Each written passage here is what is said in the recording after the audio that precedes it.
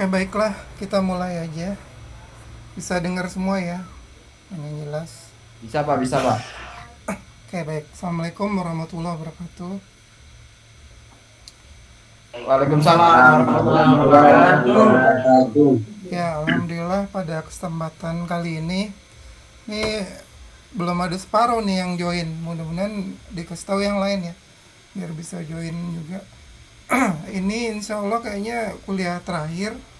Jadi kita coba eh, saripatikan dan kita coba membahas eh, yang menurut saya juga perkembangan-perkembangan yang terakhir yang mungkin akan sangat berguna jika kita mempunyai wawasan tentang hal ini. Oke, baik. Pada kesempatan kali ini saya mau share screen dulu. Tolong bisa lihat semuanya.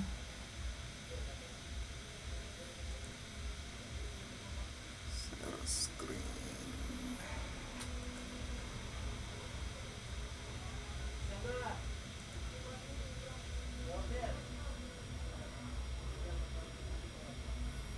Oke, bisa lihat semua ya. Nah, kita lihat kalau konsep apa teknologi komputer dari yang paling pertama itu adalah yang kalau kita lihat kita sudah pernah bahas mulai dari teori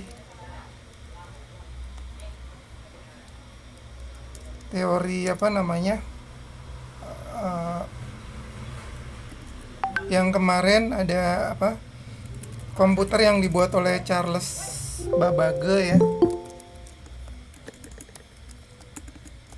Nah, itu mempunyai yang paling awal itu namanya differential engine. Nah, tapi kita akan membahas ke yang ujung ekstrim dari eh, komputer yang pernah ada teknologinya gitu. Jadi teknologi komputer konsep yang paling canggih sekarang yang kita sedang dibahas nih yang digadang-gadang banyak sebagai baby dari AGI gitu. Jadi ada AGI, ada AI ya, ada AI. Kalian udah tahu singkatannya semua ya. Tapi ada lagi AGI. AGI itu ditambah di tengahnya adalah Artificial General Intelligence gitu ya. Artinya kalau AI itu canggih di satu bidang bisa bisa melampaui pengetahuan manusia atau kecanggihan manusia tapi hanya di satu bidang.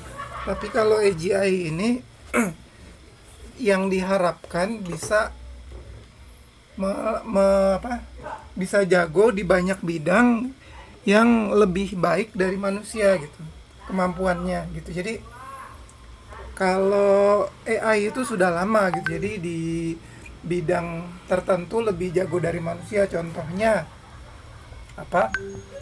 Contohnya ada yang bisa sebutin? Udah dari tahun 97 ada yang tahu lebih jago dari manusia dan dalam bidang apa? Ada yang tahu? Ada yang tahu? Nah, nggak ada kayaknya. Ya Ada Pak, apa? mesin Charles eh, apa namanya? Yang kemarin. Itu mah udah itu kan apa namanya? Komputer gitu ya. Ujungnya adalah mesin komputasi atau komputer yang kita kenal. Tapi yang lebih jago dari manusia, kebisaan manusia yang dilampaui oleh mesin komputer. Kalau masalah perhitungan ya sudah lah, artinya eh, apa misalnya kalian kalah sama kalkulator ya, ya memang kebanyakan manusia begitu, walaupun ada yang lebih jago cepet juga ngitungnya gitu tapi nggak banyak. Tapi kalau yang jelas-jelas bisa diukur itu tahun 97 diadakan pertandingan antara manusia melawan komputer pada bidang apa? Catur ya, jadi chess. Itu pertama kalinya manusia kalah oleh buatannya sendiri gitu ya. Jadi ini catur ini kan ada apa namanya? Bisa diukur gitu. Keahliannya bisa diukur dengan namanya Elo rating gitu ya. Jadi ada pengukurnya namanya Elo rating yang secara matematik membandingkan satu orang dengan yang lain, dan kalau misalnya kalah dikurangin, kalau menang ditambahin.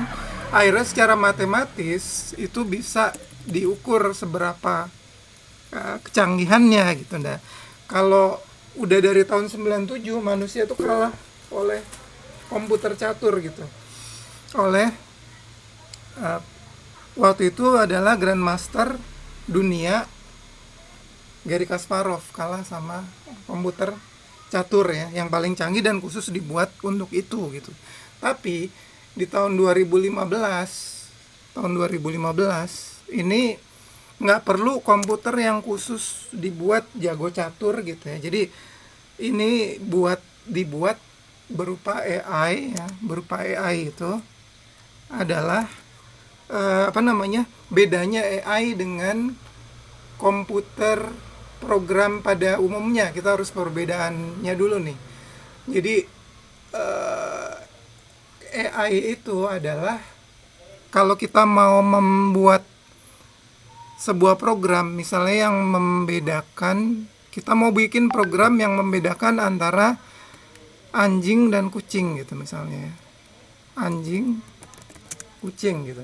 Nah, gimana caranya? Kira-kira gimana caranya? Ada yang tahu? Kalau kita mau bikin program bedakan anjing dan kucing pakai program yang kalian udah pernah belajar, kira-kira gimana caranya? Pakai bahasa C gitu ya. Menyamakan pixel.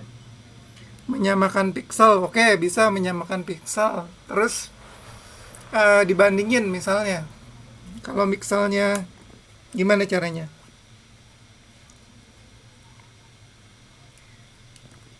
Yang kalau pakai programming biasa itu kira-kira begini, harus dibikin semacam ada do while gitu ya, do while dipakai, kemudian di dalamnya ada if then. Jadi ada loopnya, kemudian dia di dalam do while ini ada if then. If misalnya, if ukurannya lebih besar dari semeter anjing misalnya, kalau kurang dari setengah meter itu kucing misalnya gitu. Tapi itu akan sangat sulit gitu karena banyak banyak sekali if then-nya gitu. Jadi kita harus bikin banyak bikin banyak aturan yang akhirnya bingung sendiri gitu, karena aturan itu nggak bisa dibakukan gitu ya, karena selalu aja ada salahnya gitu. Misalnya kalau anjing ada yang lebih kecil dari kucing gitu ya, ada yang bentuknya kalau anjing misalnya kepalanya lebih segitiga, kucing lebih bulat, tapi ada anjing yang kepalanya lebih bulat dari kucing. Jadi susah mengeneralisasinya susah gitu ya. Nah, yang paling gampang adalah apa caranya? Kalau pakai AI itu adalah kita kumpulin sekumpulan gambar, bisa ratusan atau ribuan gambar anjing dan kucing, kemudian kita bukan memprogram, tapi kita bikin algoritma AI gitu ya. Nanti saya sebutkan ada banyak, saya sebutkan salah satunya nanti. Tapi masukkan ke dalam algoritma, dan setelah dimasukkan dalam algoritma kita kasih tahu gitu. Jadi ini gambar ini gambar kucing, ini gambar anjing, dan setelah dilatih begitu ada bagian yang ngetes juga gitu. Jadi ini coba tebak gambar kucing atau anjing gitu. Kalau salah berarti nilainya dikurangin, kalau benar ditambahin. Nah, dengan cara itu ada parameter-parameter di dalam algoritmanya yang disesuaikan, dan setelah disesuaikan dia akan bisa lama-lama errornya akan mengecil gitu ya. Nah, ini salah satu algoritmanya gitu. Jadi itu diajarkan terus berulang-ulang dalam satu iterasi ya. Iterasi training namanya. Nah, trainingnya itu bisa sampai 1000 loop atau tergantung, bisa gambarnya juga bisa ribuan, tapi kira-kira kalau kalau gambarnya cukup banyak sampai ribuan itu kesalahannya akan sangat kecil.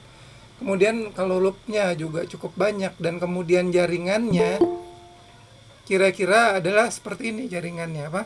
Algoritma yang dipakai gitu ya. Kira-kira seperti ini. Jadi algoritmanya adalah kita mengajarkan ke dalam satu jadi ada satu ininya. Ini agak lambat nih kalau ngeklik. Nah, jadi ada satu diagram yang akan diimplementasikan dalam bentuk algoritma. Itu diagramnya itu yang paling simple adalah meniru meniru apa namanya, neuron atau sel saraf yang paling sederhana dari hewan atau manusia gitu. Nah, sel saraf ini seperti ini kira-kira bentuknya. Ini lagi saya gambar nih. Jadi ini ada input, ini input misalnya kalau neuron itu inputnya dari mana? Misalnya dari mata.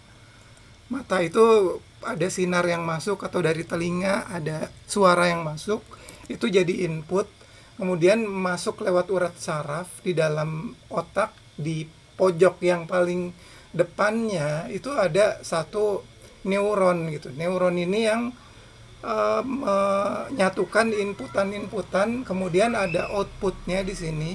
Ini cuma satu sel aja yang digambarkan, yang sebenarnya kalau udah berupa otak bisa banyak gitu. Bisa kalau di otak manusia miliaran gitu ya, otak hewan lebih sedikit gitu ya.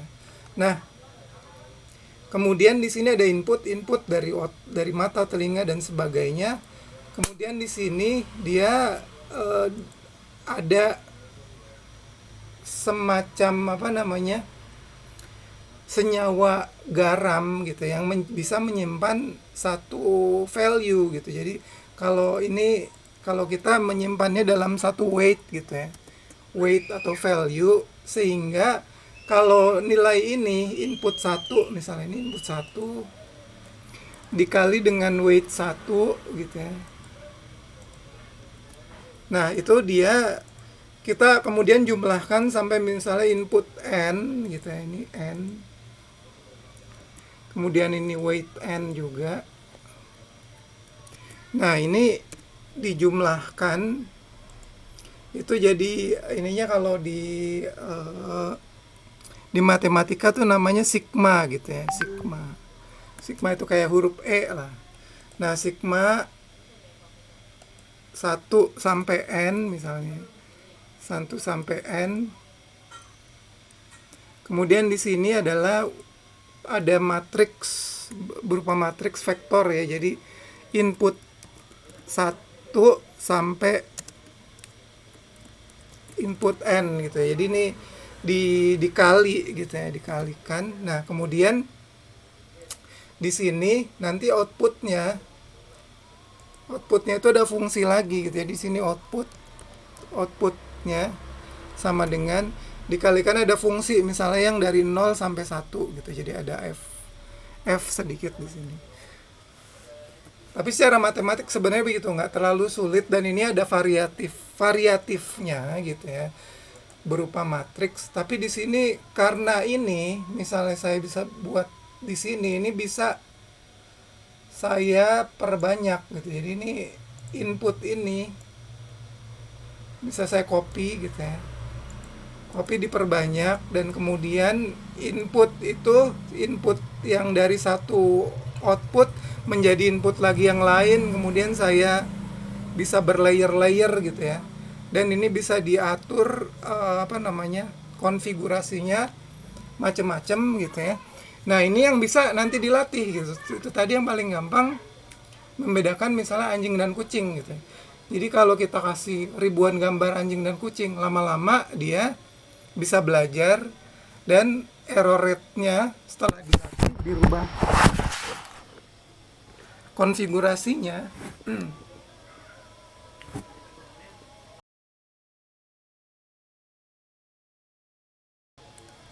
Pak, Halo? hilang suaranya Pak. Halo?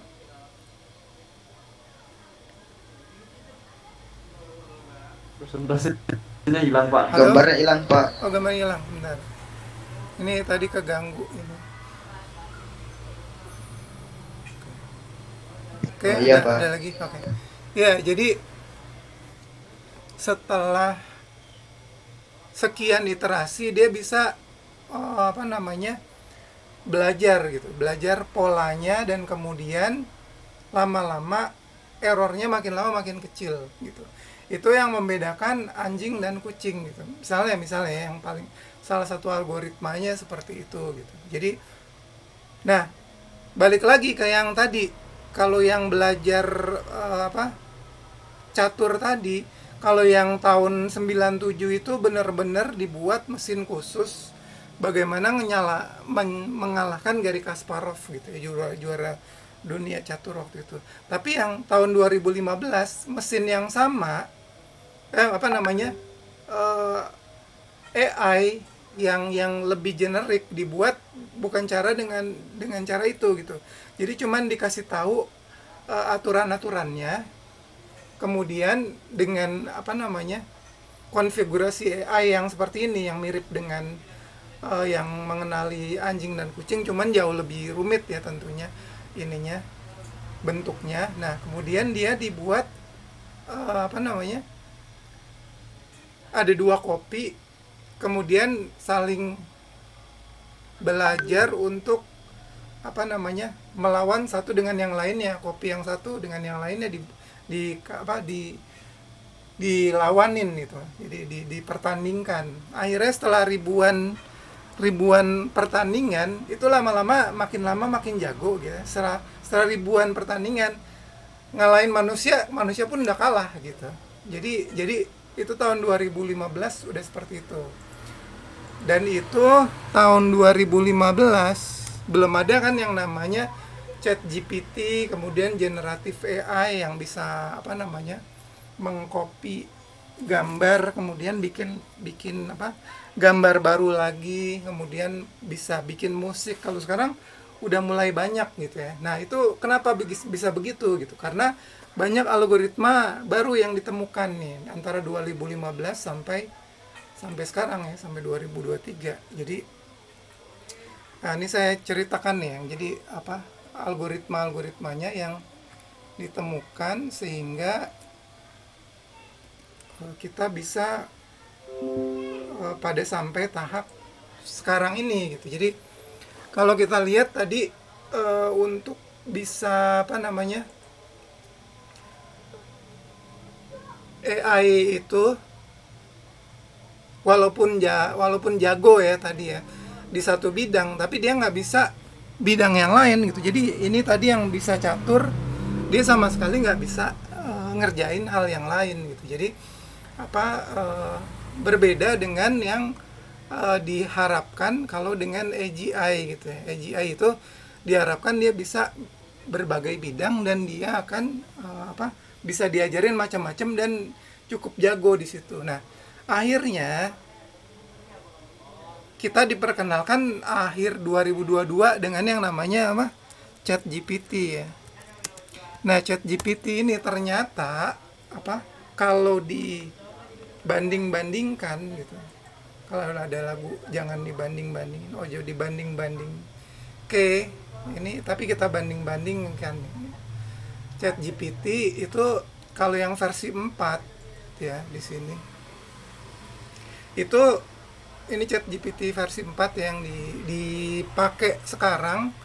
Saya yang buat versi yang berbayar, itu dia bisa mengalahkan manusia di banyak bidang gitu sekaligus gitu. Jadi ini uniform bar exam ini ya. Ini adalah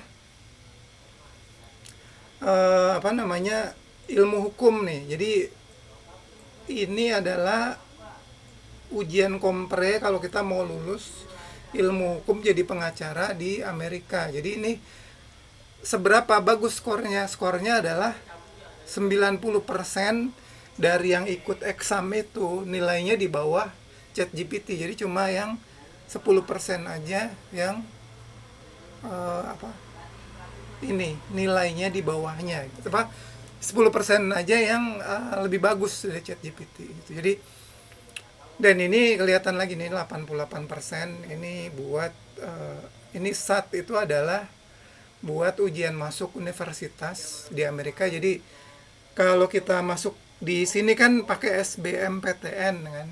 Kalau di sana pakai SAT, kemudian dikasih skornya aja dibandingin kalau masuk skornya bisa masuk universitas top di sana gitu ya.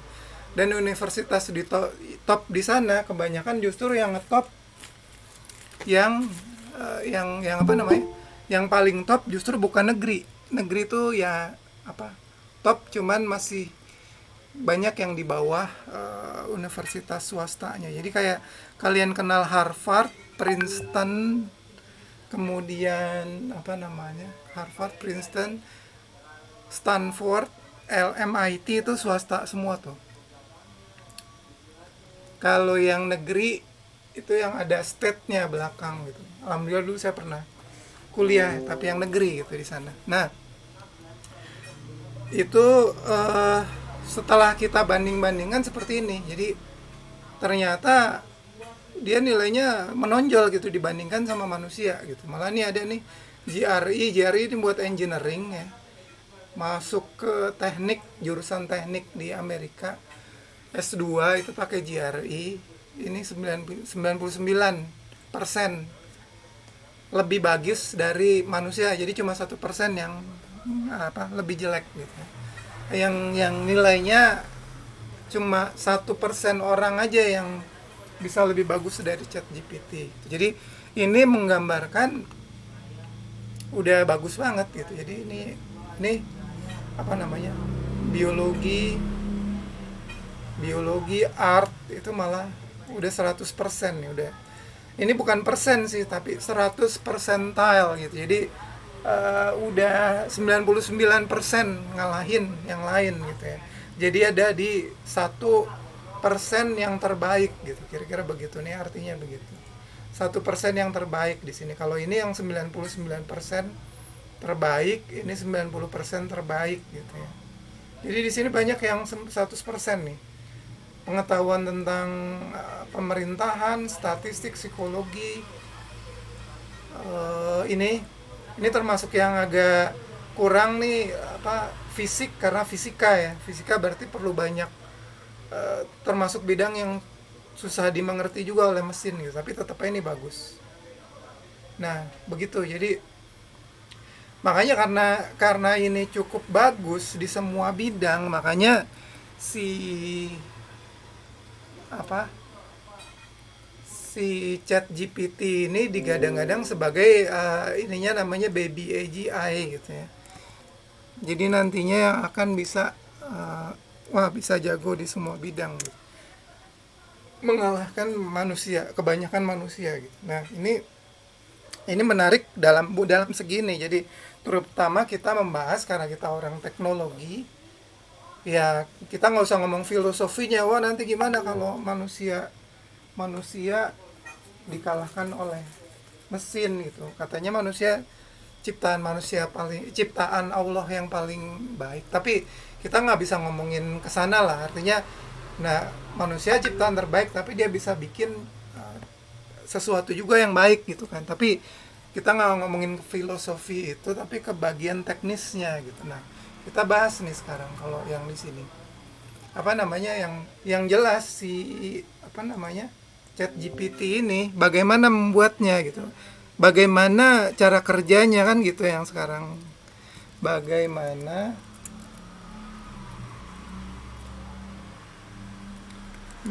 cara kerjanya kan gitu.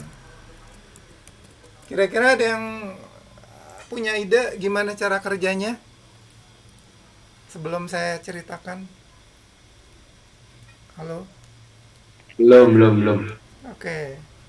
Baik. Jadi di sini ada beberapa term yang harus saya perkenalkan gitu. Tadi yang pertama neural network ya. Neural network sudah saya perkenalkan kan tadi. Neural network.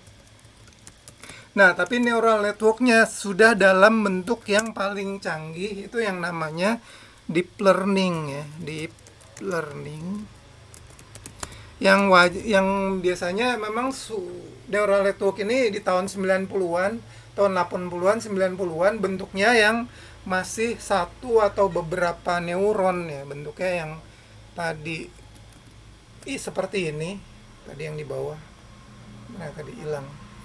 Jadi apa namanya? Bentuknya cuma satu atau beberapa neuron, tapi kalau kita sudah membahas yang di ChatGPT atau mesin sejenis, itu deep learning itu bentuknya udah blok-blok gitu. Jadi bentuknya udah blok. Di dalam blok ini ada ribuan. Jadi gini. Di sini misalnya satu blok input, kemudian ada lagi blok middle gitu ya. Middle, kemudian layernya pun ada beberapa puluh layer gitu ya. Bisa ratusan layer, kemudian ada output lagi gitu. Ada output lagi. Nah, kalau yang tadi untuk mengenali anjing dan kucing itu kan butuhnya cuma beberapa puluh neuron aja ya, beberapa puluh neuron. Yang ini tadi yang tadi saya gambar, beberapa puluh neuron. Nah, kemudian dia weightnya itu disebut parameter gitu ya. Jadi weightnya ada satu adalah parameter gitu. Nah, satu parameter ini bisa untuk dipakai mengenali sesuatu yang sebenarnya satu parameter aja udah cukup canggih gitu. Contohnya misalnya gini, saya pengen bikin satu neural network dengan satu parameter gitu ya. Parameternya itu bisa misalnya gini, saya punya data pendapatan penduduk Indonesia tahun 2010 sampai 2020, GDP namanya ya, GDP Indonesia tahun 2010 sampai 2020, berarti ada 10 data ya sampai 2020. Nah, saya bisa dengan data ini kan ada 10 datanya kan.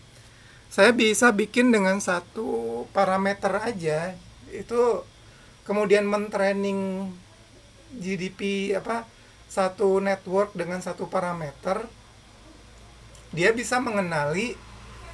Jadi gini, datanya itu misalnya ya, parameternya adalah misalnya GDP-nya begini, kemudian ini tahun, kemudian di Y-nya ini adalah GDP-nya gitu, pendapatan rata-rata orang Indonesia gitu. Nah, di sini misalnya tahun pertama begini gitu, tahun kedua begini, tahun ketiga begini gitu ya. Tahun keempat begini, tahun kelima ini titik ya. Cuman saya gambarnya agak susah bikin titik. Nah, misalnya gini. Nah, ini setelah 10 tahun kan ada nih ininya, trennya ada gitu ya. Nah, setelah dilatih ini dengan satu parameter aja, yaitu GDP gitu, artinya F ini parameternya jadi fx. Kalau di matematik tuh kan y sama dengan fx, betul kan yang belajar, yang masih ingat. Nah, y-nya ini adalah GDP. Misalnya kalau saya pengen bikin nih sampai 2020, saya pengen 2023 gitu ya. Nah, tahun 2023 berapa GDP-nya? Dengan satu parameter aja dia udah bisa mengekstrapolasikan misalnya dengan bentuk linear. Oh, berarti segini gitu. Tapi bisa juga dengan bentuk yang non linear, itu bisa naik turun gitu ya. Kurvanya naik turun tergantung fungsi yang diterapkan, ini fx-nya ini gitu. Tapi itu cukup dengan satu parameter aja udah bisa begitu gitu. Nah, sebagai pengukuran, kalau ini adalah satu parameter,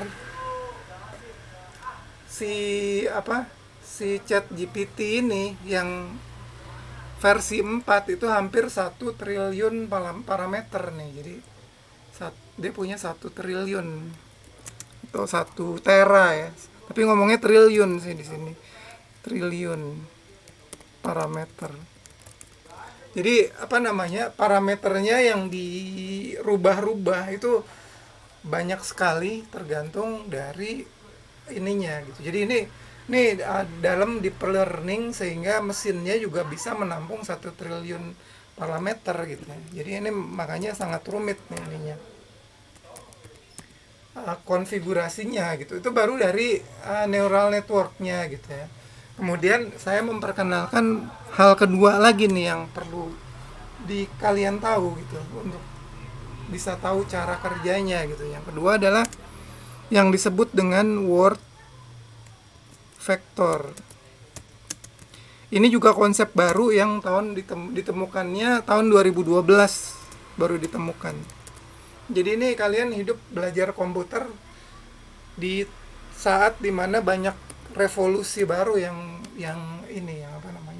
sedang berlangsung gitu ya. Nah, word vector ini apa? Word vector adalah satu konsep sederhana gitu untuk menjelaskan satu kata terhadap kata lain gitu. Misalnya saya punya kata anjing, balik lagi dengan gampang. Anjing.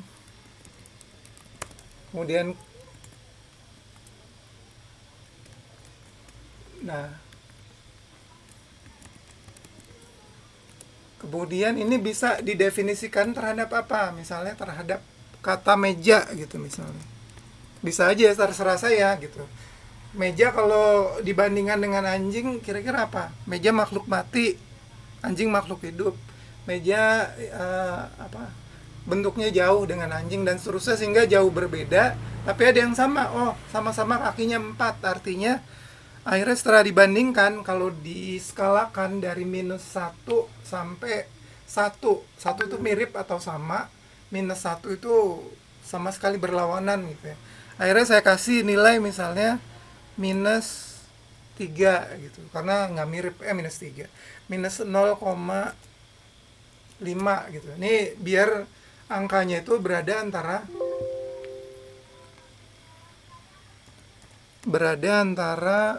-1 sampai 1 gitu. Kemudian saya bandingkan lagi dengan misalnya bumi gitu.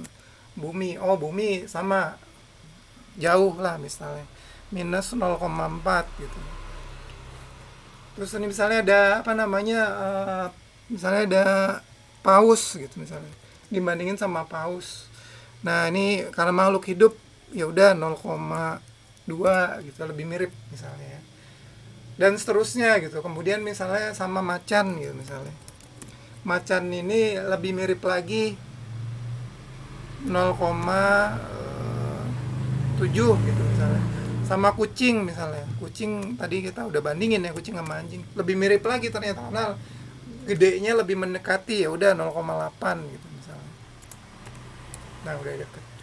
Nah, tapi semua ini bisa dibandingkan, semua benda yang ada sampai ribuan ya, sampai misalnya apapun bendanya bisa dibandingkan. Nah, ini membentuk di dalam secara matematik ini membentuk satu vektor yang punya sekian ribu dimensi gitu. Jadi kita bisa membayangkan satu kata aja bisa dilihat dari sekian ribu dimensi gitu. Nah, kemudian ini semua kata dibandingkan ya, misalnya dari A nih sampai Z gitu ya. Anjing, kemudian misalnya angsa nih, biar urutan nih, misalnya bebek gitu misalnya. Sampai C, D, E, F, G, H, I, J, K, L, M. Nah, sampai zebra ya. Nah, semua ini kebetulan makhluk hidup, misalnya jangan zebra nih. Misalnya ada lagi yang Z. Ya jadi ini pokoknya semua kata, nggak terbatas makhluk hidup ya. Semua kata intinya. Ya, jadi semua ini kan bisa ada jutaan kan, di sini jutaan. Kemudian di sininya pun ada bisa kesininya bisa kalau di sini definisinya ribuan sih. Jadi karena masing-masing sebenarnya sampling juga gitu. Yang kesininya ya, ini ada titik tiganya, ini kesini ada ribuan. Tapi yang jelas dengan begini parameternya bisa miliaran gitu ya. Nah, artinya dengan adanya word vector ini, si engine-nya ChatGPT itu bisa mengenali semua kata dengan dengan pengertian yang lebih baik dari kebanyakan manusia gitu, karena dia bandingin itu sangat smooth gitu ya membandingkannya. Misalnya ada kata baru, kata apa yang kalian, misalnya ada kata baru bahasa Indonesia apa yang baru nih misalnya, apa misalnya, halo, yang kalian buat kalian katanya baru apa misalnya contohnya kata baru yang kalian baru ada nih, mungkin bahasa yang populer.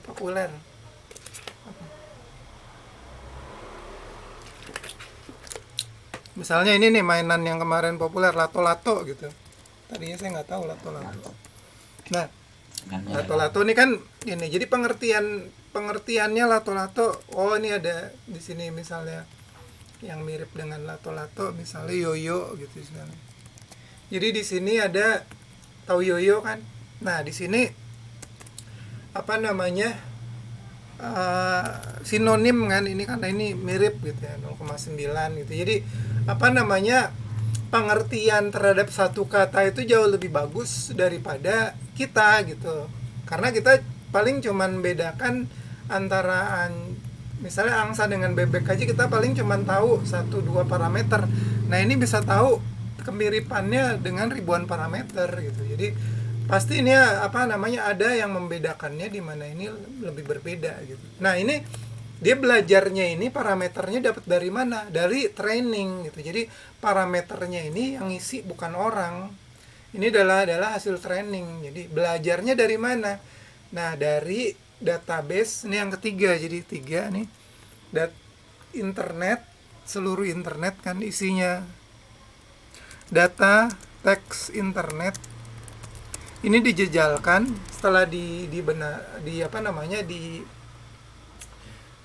disesuaikan gitu ya, formattingnya dibuat bagus, bisa dibuat ya training, itu diajarin semuanya gitu. Jadi ini bikin semacam loop aja gitu. Jadi ini belajar dari trainingnya gitu. Yang tadi yang membedakan training, membedakan anjing dan kucing. Nah, ini training membedakan semua kata yang ada di dalam internet itu dibandingkan satu sama yang lain. Ini, dan trainingnya bisa berbulan-bulan kan. Nah, ini makanya kalau kita coba, si ChatGPT itu bukan cuma jago 1-2 bahasa. ChatGPT itu bisa hampir seluruh bahasa manusia gitu, yang cukup data di internetnya ya gitu. Jadi kalau kita misalnya saya ini ChatGPT nih, ini saya coba jalanin ya. Ini komputer saya yang lambat sebentar. Nah,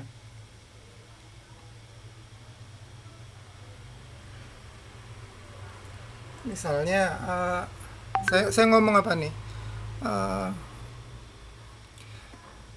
nih misalnya saya ngomong Jawa nih, misalnya opo sampean iso coro Jowo gitu ya. Jowo ini kan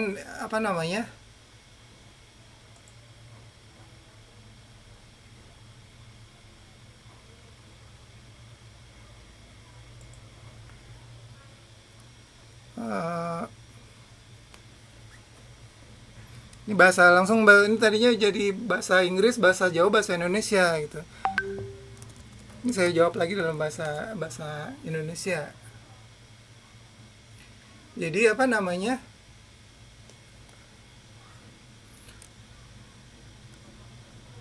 nih saya tanya dalam bahasa Jawa ya, opo misalnya nih, apa bedanya, opo bedane asu karo jaran, apa bedanya? Ada apa bedanya apa nih? Artinya apa? Ada yang ngerti? Apa bedanya anjing sama kuda? Tuh, ini langsung jawab bahasa Jawa nih.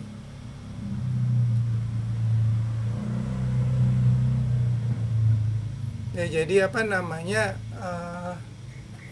Seperti itu. Jadi apa? Kecuali data bahasa Jawanya nggak terlalu banyak, tapi karena bahasa Jawa penggunanya banyak, kalah sama penduduk penduduk Jepang, kalah sama penduduk yang ngomong bahasa Jawa. Jadi wajar kalau dia bisa bahasa Jawa. Seperti itu. Jadi Kalau aksara Jawa bisa nggak, Pak? saya nggak bisa aksara Jawa. Coba kalian buka ini, buka. Berarti harus ada teks ininya kan, keyboardnya dirubah dulu aksara Jawa. Saya nggak bisa. Itu Ano Coroko tuh. Nah, ini kita lanjutin ya, lanjutin. Nah, kalau kalian mau coba silakan, silakan aja gitu. Nah, ini sudah terbukti ya, itu karena dia belajar secara natural, belajar sendiri bahasa itu secara natural, nggak diajarin, nggak pakai apa, nggak pakai ahli bahasa yang ngajarin. Ini belajar sendiri dan apa istilahnya, grammar grammar itu Otodidak. sebenarnya belajar sendiri bisa gitu. Jadi kalau kalian belajar bahasa Inggris nganggap grammar penting, saya juga nganggap grammar penting walaupun harus tahu ya. Jadi ada 16 apa tenses. Kalau Indonesia kan nggak ada tenses. Oh, Inggris kan ada 16 tenses, tapi nggak penting. Orang orang di sana juga belum tentu tahu tensesnya Inggris ada 16 gitu. Tapi kalau disuruh pakai bener gitu. Kalau tensesnya waktu sempurna zaman dulu kan katanya ada yang begitu. Waktu sempurna, kemudian waktu sekarang, kemarin, kayak gitu, itu benar semua gitu. Itu yang penting praktek gitu. Jadi ini udah terbukti bahwa belajar tuh yang penting, kalau belajar bahasa tuh yang penting praktek aja gitu. Gitu ya. Jadi seperti itu. Nah, ini ini tadi udah saya jelaskan berapa konsep nih. Satu, dua, word vector, kemudian data teksnya dari internet gitu ya, sekian banyak gitu. Itu akhirnya membuat ininya kecanggihannya meningkat terus gitu. Nah, ini berikutnya ada lagi yang namanya ini yang keempat. Jadi ada yang namanya engine-nya. Engine yang dipakai itu namanya ada transformer. Transformer. Apa itu transformer nih? Transformer itu bukan yang ngerubah dari yang bisa berubah dari mobil ke robot ya, bukan ya. Transformer. Nah, itu tapi ini nama engine yang dipakai di sini nih. Kita bisa lihat. Oh, ini di sini. Ini engine-nya. Jadi ada satu ada satu paper lagi yang signifikan. Jadi Google juga sih yang tadi word vector itu dari Google tahun 2012. Nah, transformer ini juga dari Google papernya, jurnal ya. Papernya yang judulnya Attention is All Unit ini tentang transformer nih. Tentang engine transformer yang artinya apa? Dia bilang kalau mau bikin engine yang bagus buat buat jago dalam bidang bahasa, modelnya itu harus pakai jadi ini bloknya nih seperti ini. Tadi saya udah bilang kan bentuknya dalam blok-blok, dan di dalam blok ini ada yang disebut attention gitu. Jadi transformer itu jadi fokusnya diarahkan oleh hal yang lagi dipelajari gitu ya. Sehingga lah akhirnya fokusnya bagus gitu. Nah, itu akan mempercepat atau mempersingkat trainingnya juga gitu. Nah, ini apa nih transformer yang dibahas di dalam paper ini? Ini kan tahun 2017 nih. Ini belum ada yang namanya ChatGPT, belum ada. Justru ChatGPT dibuat dari sini gitu kan. Nah, ini sebenarnya cerita tentang bagaimana bikin engine yang bisa menerjemahkan dari satu bahasa ke bahasa yang lain dengan bagus gitu. Jadi awalnya itu ChatGPT itu dari penerjemahan sebenarnya. Ininya dari bagaimana membuat mesin terjemahan antar bahasa yang bagus gitu. Nah, ini karena pakai transformer, ini ada bisa dibandingin nih. Jadi di sini ada berbagai engine macam-macam ya. Jadi orang emang dalam berbagai bidang ilmu kan kita harus kreatif ya, bikin banyak model dan dibanding-bandingkan mana yang paling bagus gitu. Dan di sini ada berbagai model mesin penerjemah. Itu namanya nih macam-macam ya ini. Tapi yang paling terakhir kan ini yang dibikin Transformer, ini yang mereka bikin. Yang dibikin oleh si pembuat paper ini gitu ya. Nah, di sini bisa dibandingkan gitu. Jadi di sini karena engine-nya pakai apa, neural network, pakai deep learning, training cost-nya itu artinya seberapa banyak training yang harus dilakukan itu dihitung dalam apa namanya, operasional komputer nih. Flop itu adalah jumlah operasional komputer yang diperlukan gitu ya. Ini ada yang ini 1/10^21, ini sangat besar angkanya nih, 10^21 gitu ya. Ada yang 10^20 gitu ya. Nah, yang pakai transformer ini itu cuma 10^18 sampai 10^19. Artinya apa? Seberapa lebih bagus nih dari sini, dari kecepatan trainingnya. 10^18 sama 10^21 berapa kali lipat lebih bagus? Ada yang tahu artinya? Halo? Halo? Berapa kali lebih bagus? Halo? Bisa di...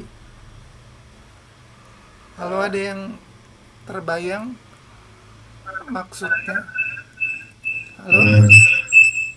Gimana? Gimana? Gimana? Berapa kali lebih bagus? 1 kali? 2 kali? Ini tinggal bedakan banyak nolnya nih. Jadi kalau 10^18 dengan 10^21 itu banyak nolnya adalah berapa? 3 kali lipat ya. Jadi 1000 kali lebih bagus yang ini. 1000 kali lebih cepat gitu ya yang ini. Trainingnya dengan nilai yang ini nilainya tentunya makin tinggi makin bagus gitu ya. Tapi di sini kalau beda nilainya nggak terlalu beda gitu, 38 sama 41 nggak terlalu beda. Tapi yang ini 41,8 sama 41,2 artinya ini lebih bagus sedikit gitu, tapi bisa 1000 kali lebih cepat gitu. Jadi di sini bisa dibandingkan ini untuk mempercepat training itu dengan engine transformer ini gitu. Jadi jauh lebih bagus ininya. Cara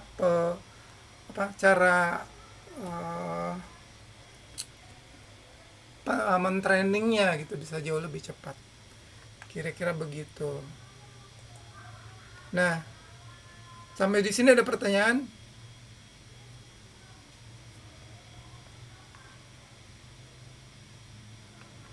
Ya ada, Pak. Nggak ada, oke. Nah, ini kenapa saya menjelaskan ini gitu, karena seperti sebelumnya saya bilang bahwa AI itu sebenarnya udah dari tahun 60, dari tahun 50 gitu ya ada. Tapi kemudian selama ini belum pernah ada engine yang bisa dipakai untuk berbagai macam bidang, dan kemudian dia bisa bagus gitu. Nah, baru yang ini ada satu lagi nih yang perlu saya ini kata kuncinya ya. Jadi ada 1, 2, 3, 4 ya. Jelas ya. Ada satu lagi kata kuncinya yaitu generatif.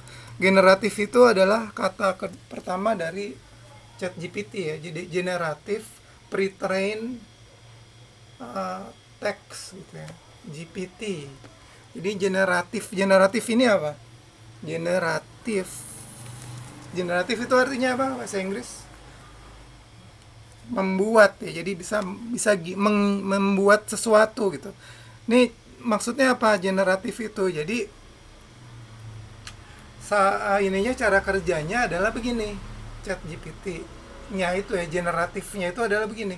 Jadi kalau saya bikin ditanya ditanya sesuatu, kemudian saya mulai jawabannya dengan saya kemarin kemarin pergi misalnya kemarin pergi kemana. Nah, saya jawab gini, saya kemarin pergi. Nah, kemudian ini kan saya ini lagi mau jawab lagi, ada jawaban yang bisa dipilih gitu. Di sini bisa pertama bisa ke pasar gitu ya, ke pasar, bisa juga misalnya ke sekolah gitu ya, bisa juga misalnya saya kemarin pergi apa namanya, tapi yang nggak masuk akal misalnya. Apa namanya, misalnya saya kemarin pergi yang nggak nyambung apa misalnya, saya kemarin pergi ngapain. Jadi ada yang, jadi ini nilainya tinggi gitu ya, ini nilai tinggi jadi mungkin untuk dikeluarkan gitu. Tapi kalau misalnya ada saya kemarin pergi yang katanya ininya apa, hampir tidak mungkin tuh apa misalnya, kata-kata yang tidak mungkin, misalnya kata-katanya nggak nyambung gitu ya. Saya kemarin pergi terus ini kodok gitu misalnya. Nah, kan nggak ada artinya kan. Ini yang nilainya mungkin, ini yang akan dipilih gitu. Jadi ini ada ke pasar, ke sekolah, ke pameran gitu misalnya. Nah, ini yang akan dipilih oleh ChatGPT gitu. Ceritanya begitu. Jadi apa namanya, dia memberi ke pameran, kemudian ini nanti ada lagi ini lagi gitu, ada terusnya lagi gitu ya, sampai bikin satu kalimat, bikin satu paragraf dan seterusnya gitu ya, bikin satu paragraf dan bisa bikin karangan juga kan, bisa bikin satu esai, bisa bikin satu buku, malah kalau mau dipancing ya lama-lama mungkin begitu, satu buku sampai lebih dari 1000 kata gitu. Nah, ini apa namanya, yang tipenya generatif ini dia bisa selalu membandingkan. Jadi ada dua engine. Jadi engine pertama yang ngarang gitu ya. Generatif itu cara bekerjanya begini, ada dua engine. Engine yang ngarang ya, misalnya yang ngarang. Ada engine yang menilai gitu. Menilai. Jadi engine kedua menilai. Dan ini punya kemampuan mirip-mirip sebenarnya ini. Jadi kayak tadi di copy gitu ya, di copy apa?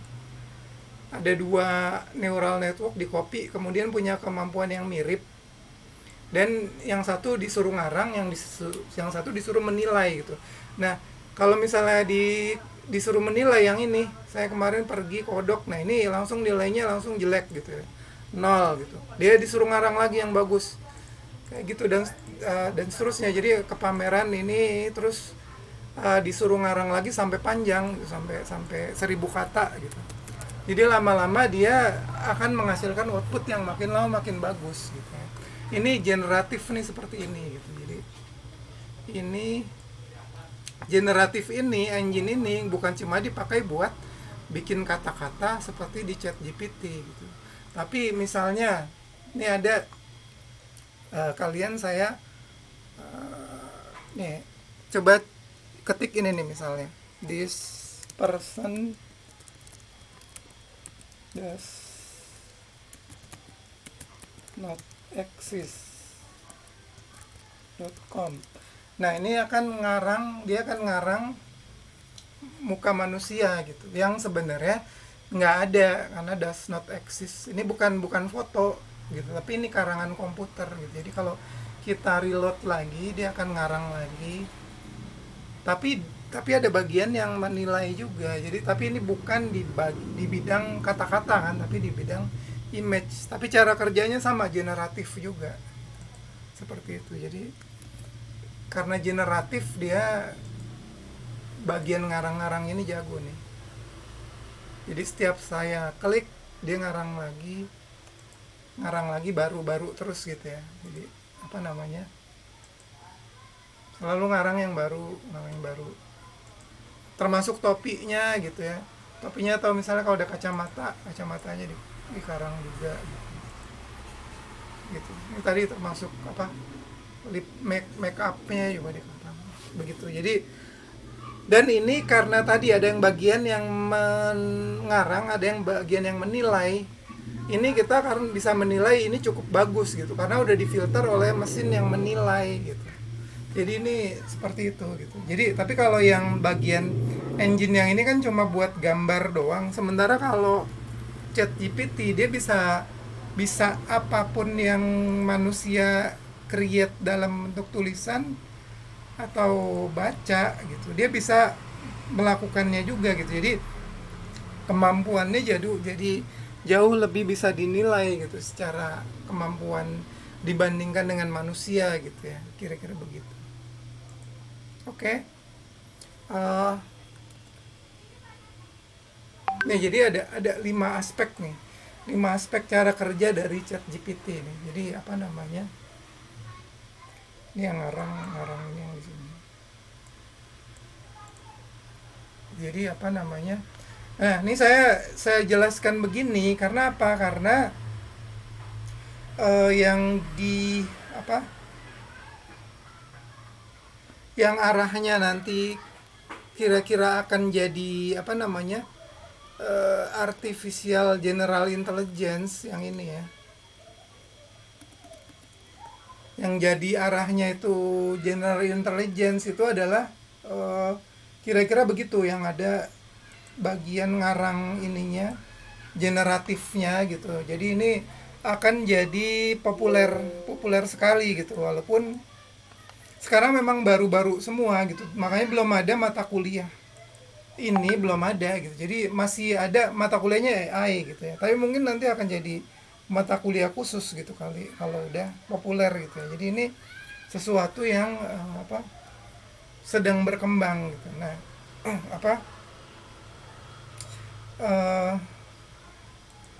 kalau kita ngomong masalah apakah nanti ini akan ngalahin manusia, kemudian apa namanya, jadi kayak di film-film gitu ya, membunuh manusia jadi robot yang memusnahkan manusia. Nah, itu panjang ceritanya tuh. Jadi tapi kemungkinannya itu saya rasa enggak gitu, karena ada satu, ini sebagai muslim yang ngomongnya, karena kalau di sini ada satu komponen yang tidak ada gitu kan, karena dia bekerja dengan adanya prompt gitu istilahnya. Kalau walaupun pintar, kalau nggak ada prompt ditanya sesuatu, si ChatGPT nggak akan melakukan apapun gitu. Jadi dia nunggu prompt gitu, nunggu pertanyaan gitu ya. Di sini si ChatGPT di sini nunggu pertanyaan nih, baru dia bisa bekerja di sini. Jadi kalau kita diemin ya dia diem aja gitu. Sampai kita tanya sesuatu. Ini bahkan kita bisa bikin jebakan gitu ya. Misalnya berapa 1 tambah 3, misalnya. Ini bisa saya jebak nggak di sini?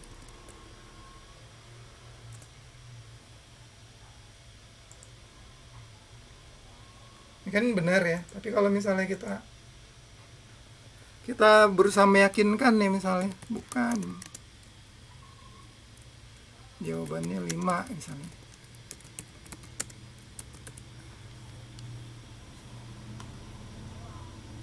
Misalnya kita gituin tuh,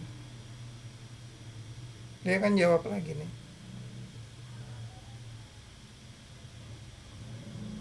Nah, dia begitu juga, ada perbedaan persepsi. Tapi lama-lama kita bisa meyakinkan gitu. Jadi nih, misalnya gini, kata istri saya 1 tambah 3 sama dengan 5. Nah, ini misalnya gitu.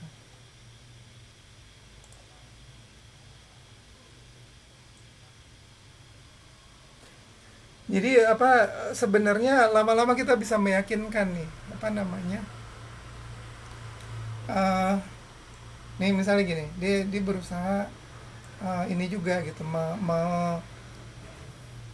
menjabarkan juga gitu ya, kenapa itu beda gitu. Tapi ya begitu, uh, sebenarnya lama-lama bisa diyakinkan gitu. Oke, jadi sampai di sini apa namanya konsep yang ini apa kita maksudnya ini perkembangan yang paling akhirnya kira-kira seperti ini. Oke, terakhir ada pertanyaan.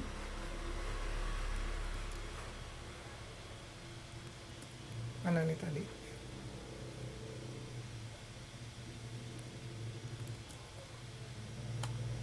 Ada pertanyaan terakhir? Enggak, Pak. Jelas. Cukup jelas ya.